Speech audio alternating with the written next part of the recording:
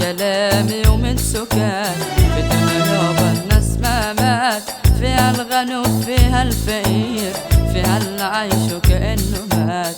اسمع كلامي ومن سكات في الدنيا يابا الناس ما مات، فيها الغني وفيها الفقير، فيها اللي عايش وكأنه مات.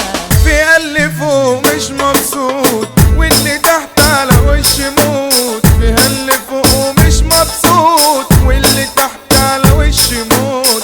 زي النمل في الدنيا عايش لا باين له شكله ولا طالع له صوت، زي النمل في الدنيا عايش لا باين له شكله ولا طالع له صوت. فيها اللي عايش جوا قصور واللي يا دوب عايش مستور، فيها اللي عايش جوا قصور واللي يا دوب عايش مستور، واللي ماشي في الدنيا تايه حاسس ان قلبه بقى مكسور.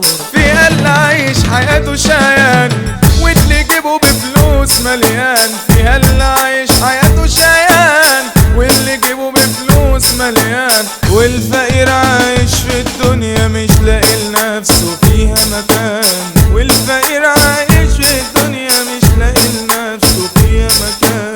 فيها اللي عايش مش شايف واللي فيها من بكرة خايف، فيها اللي من كتر ماله يجي يعد مش عارف طب ذنب الفقير ليه الدنيا عليه بتدوس، مش لاقي فيها حق الرغيف والغني غرقان في الفلوس. يا دنيا ما بقاش فيكي امان، فيك الغني احسن انسان، يا دنيا ما بقاش فيكي امان، فيك الغني احسن انسان، والفقير عايش مظلوم حاسس انه فيه متهان، والفقير عايش مظلوم حاسس انه فيه متهان. خلاص بقينا فيها طبقتين وكل طبقة عايشة في وادي، يبقى الغني عايش مرتاح والفقير على قوته بينادي. امتى اليوم يجي ونشوف الغني على الفقير بيخاف، ويكون قلبنا على بعضنا ما يكونش في بينا اختلاف، وتكون حياتنا من النهارده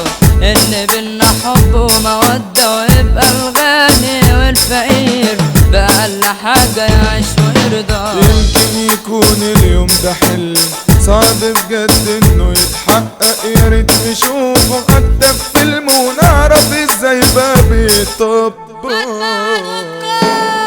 من تيم مطبع في جديد على طول، محمود مطبع ده المسؤول، مصطفى مطبع علم توزيع، كريم ماريو كلامه معقول.